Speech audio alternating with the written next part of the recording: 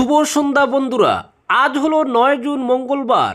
আজকের সন্ধ্যার বিশেষ বিশেষ খবর হলো দ্বিতীয়বার মন্ত্রী হিসেবে পাতারকান্দি আসছেন কৃষ্ণেন্দু পাল। জোরদার প্রস্তুতি বিজেপির।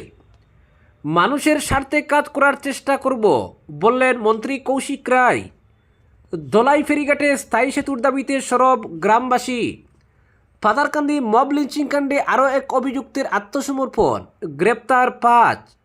বুজ্জতিরের প্যাকেটের আদর্শ আকার। 1.5 বছরের আন্দোলনে সাফল্যের দাবি মার্চেন্ট অ্যাসোসিয়েশনের। 48 দলের বিশ্বকাপ ফিফার জন্য পরীক্ষা। আগের 32 দলের ফরম্যাটই বেশি প্রতিদ্বন্দ্বিতামূলক ছিল বলছেন ফুটবল বিশেষজ্ঞরা। এ ব্যাপারে বিস্তারিত থাকবে প্রতিবেদনে। আনিপুরে মহিলার শ্লীলতাহানির চেষ্টা, গ্রেফতার অভিযুক্ত। প্রতিবাদে থানার সামনে বিক্ষোভ। দোষীর দৃষ্টান্তমূলক শাস্তির দাবি এলাকাবাসীর। মব লিঞ্চিং, অভিযুক্তদের গ্রেফতার সহ সুপ্রিম নির্দেশ কার্যকরের দাবি দাইয়ান হোসেনের। মরণ ফাঁদে পরিণত 15.66 কোটির মালিডহর বদরপুর জাতীয় সড়ক। মন্ত্রী কৃষ্ণেন্দুর কাছে সড়ক সংস্কারের আর্জি কাছাড় জেলা বিজেপি সহ সভাপতির। সিদ্ধেশ্বরে রেল ফুট ওভারব্রিজ মঞ্জুর বললেন বিধায়ক কমলাক্ষ দে পুরকায়স্থ। বিধায়ক ডক্টর মিলন দাসের তৎপরতায় নারায়ণপুরের বাদ্রিপাড়ে নতুন 25 কেভিএ ট্রান্সফরমার।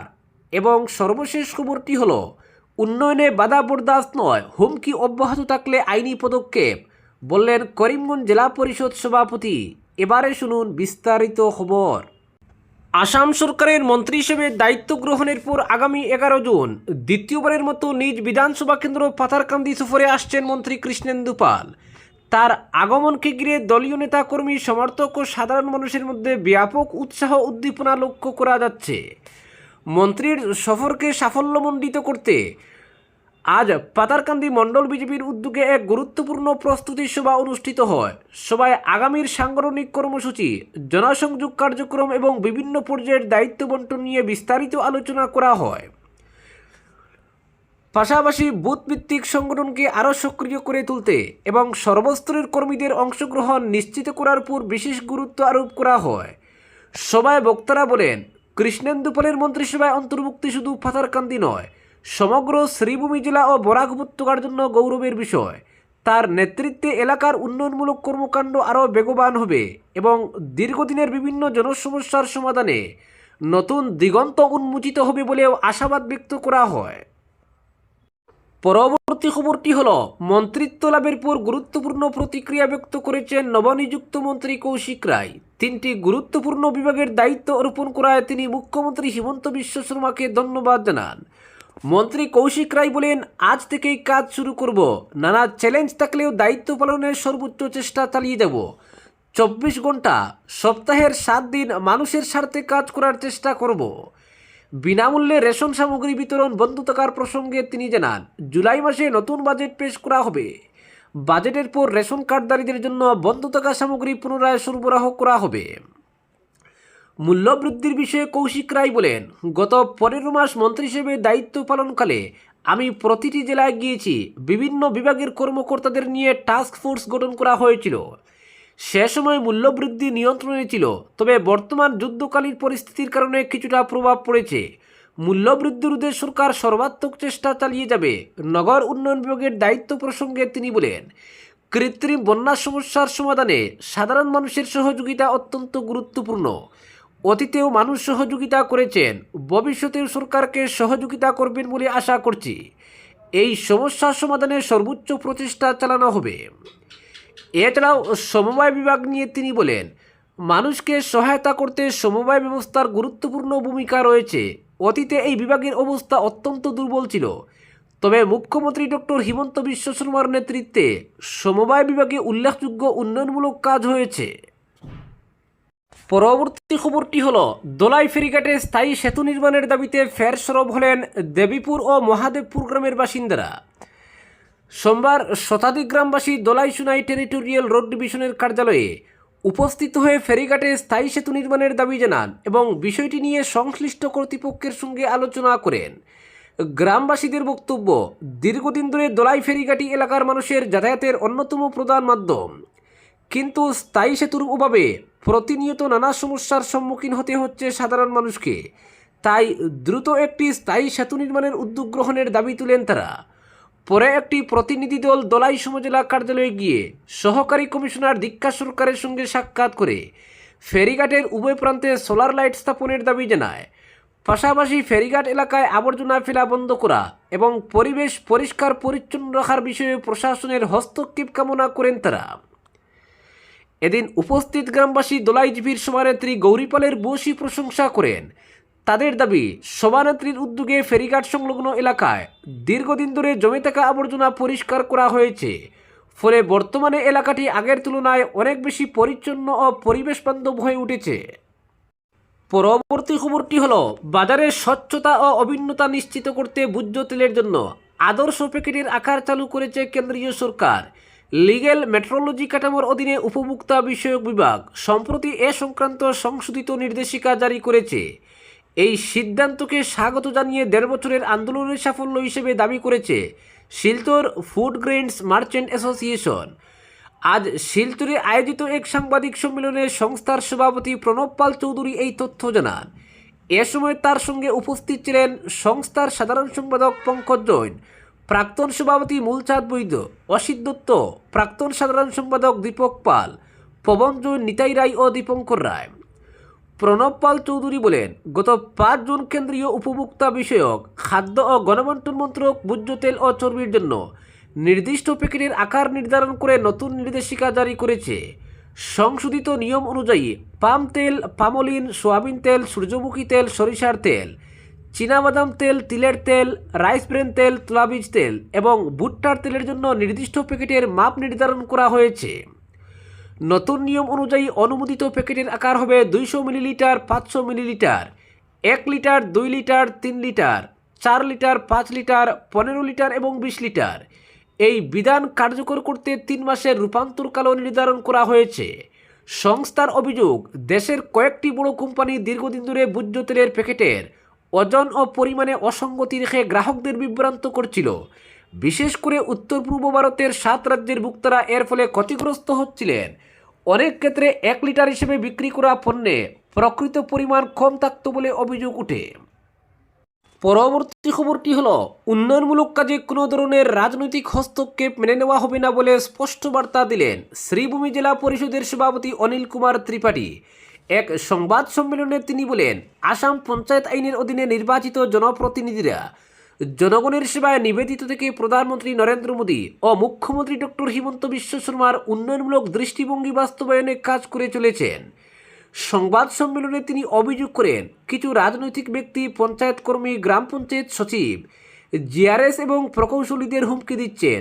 যদিও এই মুহূর্তে কারো নাম প্রকাশ করা হয়নি, তবে ভবিষ্যতে এ ধরনের ঘটনা পুনরাবৃত্তি হলে আইনের আশ্রয় নেওয়া হবে বলে সতর্ক করেন তিনি। জেলা পরিষদ সভাপতির বক্তব্য অনুযায়ী প্রতিটি ওয়ার্ড ও পঞ্চায়েতের উন্নয়নের জন্য ইতিমধ্যে সুনির্দিষ্ট পরিকল্পনা গ্রহণ করা হয়েছে। এই পরিকল্পনা গ্রামসভার মাধ্যমে প্রস্তুত করা হয়েছে এবং প্রতিটি পঞ্চায়েতে ব্যাপক প্রচারের মাধ্যমে গ্রামসভার আয়োজন করা হচ্ছে। স্থানীয় নাগরিকদের উন্নয়ন সংক্রান্ত পরামর্শ প্রদানের জন্য সক্রিয়ভাবে অংশগ্রহণের আহ্বান জানানো হয়। তিনি আরও জানান, আগামী ১ থেকে ২ মাসের মধ্যে একটি বৃহৎ পঞ্চায়েত সম্মেলনের আয়োজন করা হবে। সেখানে জেলার সকল পিআরই অর্থাৎ পঞ্চায়েতি রাজ প্রতিষ্ঠান সদস্যদের আমন্ত্রণ জানানো হবে। সম্মেলনে দায়িত্বপ্রাপ্ত মন্ত্রী, স্থানীয় মন্ত্রী কৃষ্ণেন্দু পাল এবং সংশ্লিষ্ট বিধায়কদের উপস্থিত থাকার কথা রয়েছে। ওই সম্মেলনে জেলার উন্নয়নের ভবিষ্যৎ রোডম্যাপ আরও সুসংহত করা হবে বলে জানান তিনি। উন্নয়নমূলক কর্মকাণ্ডে জনগণের সহযোগিতা কামনা করে জেলা পরিষদ সভাপতি বলেন, আমরা জনগণের সেবায় নিয়োজিত, উন্নয়নের পথে কোনো বাধা মেনে নেওয়া হবে না। সকলের সম্মিলিত প্রচেষ্টায় উন্নয়নযোগ্যকে সফল করতে হবে। পরবর্তী খবরটি হলো, ৫ গ্রামের ঐতিহ্যবাহী সিদ্ধেশ্বর শিব মন্দিরের সামনে দীর্ঘদিনের জনদাবির পর অবশেষে রেল ফুট ওভারব্রিজ নির্মাণের উদ্যোগ নেওয়া হয়েছে। রেল বিভাগ তা মঞ্জুর করেছে। মন্দির কমিটির সঙ্গে এক বৈঠক শেষে স্থানীয় বিধায়ক কমলাক্ষ দে পুরকায়স্থ সাংবাদিকদের জানান, আগামী ২৭ জুন সকাল ১১টায় ফুট ওভারব্রিজ নির্মাণের শুভ ভূমি পূজা অনুষ্ঠিত হবে। ওই দিন থেকেই আনুষ্ঠানিকভাবে প্রকল্পের নির্মাণ কাজ শুরু হবে। বিধায়ক জানান, রেললাইন পারাপারের ক্ষেত্রে দীর্ঘদিন ধরে স্থানীয় বাসিন্দা ও ভক্তদের নিরাপত্তাজনিত সমস্যার কথা বিবেচনা করেই এই গুরুত্বপূর্ণ প্রকল্প গ্রহণ করা হয়েছে। ফুট ওভারব্রিজ নির্মিত হলে মন্দিরে আগত ভক্তসহ সাধারণ মানুষের যাতায়াত আরও নিরাপদ ও সহজ হবে। এছাড়াও সিদ্ধেশ্বর শিব মন্দিরের সৌন্দর্য বৃদ্ধির লক্ষ্যে মন্দিরের সামনে তার ব্যক্তিগত তহবিল থেকে একটি পার্ক নির্মাণের উদ্যোগ নেওয়ার কথাও জানান তিনি। এতে মন্দির চত্বরের পরিবেশ আরও আকর্ষণীয় হয়ে উঠবে বলে আশা প্রকাশ করেন স্থানীয়রা। এলাকাবাসীর মতে ফুট ওভারব্রিজ ও পার্ক নির্মাণের এই উদ্যোগ পাঁচগ্রাম এলাকার উন্নয়নের ক্ষেত্রে একটি গুরুত্বপূর্ণ পদক্ষেপ হিসেবে বিবেচিত হবে। পরবর্তী খবরটি হল 48 দলের বিশ্বকাপ ফিফার জন্য পরীক্ষা। আগের 32 দলের ফরম্যাটই বেশি প্রতিদ্বন্দ্বিতামূলক ছিল বলছেন ফুটবল বিশেষজ্ঞরা। 2026 সালের বিশ্বকাপ ইতিহাসের সবচেয়ে বড় ফুটবল আসর। এই প্রথমবার 48টি দেশ অংশ নিচ্ছে বিশ্ব ফুটবলের শ্রেষ্ঠত্বের লড়াইয়ে। বিশ্বকাপের পরিসর বাড়ানোর এই সিদ্ধান্ত নিয়েছে ফিফা, যাতে বিশ্বের আরও বেশি দেশ ফুটবলের সর্বোচ্চ মঞ্চে নিজেদের মেলে ধরার সুযোগ পায়। তবে এই সম্প্রসারণ বিশ্বকাপকে আরও আকর্ষণীয় করে তুলবে নাকি প্রতিযোগিতার মান কমিয়ে দেবে, তার উত্তর মিলবে আগামী 2 মাসে। ফিফার সভাপতি জিয়ান্নি ইনফান্তিনো 2016 সালে দায়িত্ব নেওয়ার পর থেকেই বিশ্বকাপকে আরও বৈশ্বিক করে তোলার পরিকল্পনার কথা বলেছিলেন। তার লক্ষ্য ছিল বিশ্বকাপ যেন শুধু একটি ক্রীড়া প্রতিযোগিতা না থেকে বিশ্বের মানুষের অংশগ্রহণে এক বৃহত্তর সামাজিক উৎসবে পরিণত হয়। সেই লক্ষ্য বাস্তবায়নের পথে এগিয়েছে ফিফা। বিশ্বকাপের ইতিহাসে দীর্ঘদিন ইউরোপ ও দক্ষিণ আমেরিকার আধিপত্য ছিল স্পষ্ট। 1978 সাল পর্যন্ত মাত্র 16টি দল অংশ নিত, যার মধ্যে বেশিরভাগই ছিল ইউরোপের। 1982 সালে দলের সংখ্যা বাড়িয়ে 24 করা হলেও ইউরোপের প্রভাব কমেনি। 1998 সালে অংশগ্রহণকারী দেশের সংখ্যা 32-এ উন্নীত হয়, কিন্তু তখনও আফ্রিকা ও এশিয়ার প্রতিনিধিত্ব তুলনামূলকভাবে সীমিত ছিল। এবারের বিশ্বকাপে চিত্রটি অনেকটাই বদলে গেছে। ইউরোপ থেকে 16টি দল খেললেও আফ্রিকা থেকে অংশ নিচ্ছে 10টি, এশিয়া থেকে 9টি আর দক্ষিণ আমেরিকা ও কনকাকাফ অঞ্চল থেকে 6টি করে দল। ফলে বিশ্বকাপে অংশগ্রহণের সুযোগ এখন অনেক বেশি বিস্তৃত হয়েছে। ফিফার গ্লোবাল ফুটবল ডেভেলপমেন্ট বিভাগের প্রধান আর্সেন ওয়েঙ্গারের মতে এটি ফুটবলের স্বাভাবিক বিবর্তন। তার বক্তব্য, ফিফার 211 সদস্য দেশের প্রায় 1/4 এখন বিশ্বকাপে খেলার সুযোগ পাচ্ছে। এই সম্প্রসারণের সবচেয়ে বড় সুফল পেয়েছে অপেক্ষাকৃত ছোট দেশগুলো। মাত্র 1,60,000 জনসংখ্যার কুরাশাও এবার বিশ্বকাপে জায়গা করে নিয়েছে। পাশাপাশি কেপ ভার্দে, জর্ডান ও উজবেকিস্তানের মতো ফুটবলের ছোট দেশও প্রথমবারের মতো বিশ্বকাপের মঞ্চে নামছে। এতে নতুন বাজারে ফুটবলের প্রসার ঘটবে এবং বিশ্বকাপের প্রতি আগ্রহ বাড়বে। অন্যদিকে বড় দলগুলোর জন্য পথ কিছুটা সহজ হয়েছে। নতুন ফরম্যাটে 12টি গ্রুপ থেকে সেরা 2 দল এবং সেরা 8টি তৃতীয় স্থানাধিকারী দল নকআউট পর্বে উঠবে, অর্থাৎ গ্রুপ পর্ব থেকে বিদায় নেবে মাত্র 16টি দল। ফলে জার্মানি, আর্জেন্টিনা, ব্রাজিল কিংবা স্পেনের মতো শক্তিশালী দেশগুলোর জন্য প্রথম পর্বে বাদ পড়ার ঝুঁকি আগের তুলনায় অনেক কম। অতীতে জার্মানির মতো 4বারের বিশ্ব চ্যাম্পিয়নও গ্রুপ পর্ব থেকে বিদায় নিয়েছিল, কিন্তু নতুন কাঠামোয় এমন ঘটনা ঘটার সম্ভাবনা কম। তবে এই পরিবর্তন নিয়ে উদ্বেগও কম নয়। অনেকের মতে দলের সংখ্যা বাড়ার ফলে বিশ্বকাপের কিছু ম্যাচ প্রতিদ্বন্দ্বিতাহীন হয়ে পড়তে পারে। জার্মানি বনাম কুরাশাও, স্পেন বনাম কেপ ভার্দে কিংবা পর্তুগাল বনাম কঙ্গোর মতো ম্যাচে 2 দলের শক্তির ব্যবধান এতটাই বেশি যে প্রকৃত প্রতিযোগিতার উত্তেজনা প্রশ্নের মুখে পড়তে পারে। খ্যাতনামা ফুটবল লেখক জোনাথন উইলসনের মতে 32 দলের বিশ্বকাপই ছিল সবচেয়ে ভারসাম্যপূর্ণ। তার যুক্তি, নতুন ফরম্যাটে টুর্নামেন্ট দীর্ঘ হয়েছে এবং গ্রুপ পর্বে তুলনামূলক কম চাপ থাকায় কিছু ম্যাচের গুরুত্ব কমে যেতে পারে। এতে দর্শকদের আগ্রহ ও ধৈর্যের উপর প্রভাব পড়ার আশঙ্কা রয়েছে। বিশ্বকাপ মানে বিশ্বের সেরা দলগুলোর মধ্যে সর্বোচ্চ প্রতিদ্বন্দ্বিতা। সেই প্রতিযোগিতার তীব্রতাই বিশ্বকাপের মূল আকর্ষণ। যদি ম্যাচগুলোর মান ও উত্তেজনা কমে যায়, তাহলে সবচেয়ে বড় বিশ্বকাপ আয়োজনের লক্ষ্য পূরণ হলেও তার জৌলুস ক্ষুণ্ণ হতে পারে। আর সেটাই হবে ফিফার জন্য সবচেয়ে বড় দুশ্চিন্তার কারণ।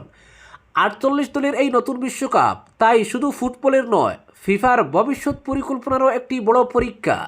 আজকের বিশেষ সংবাদ এখানেই সমাপ্ত।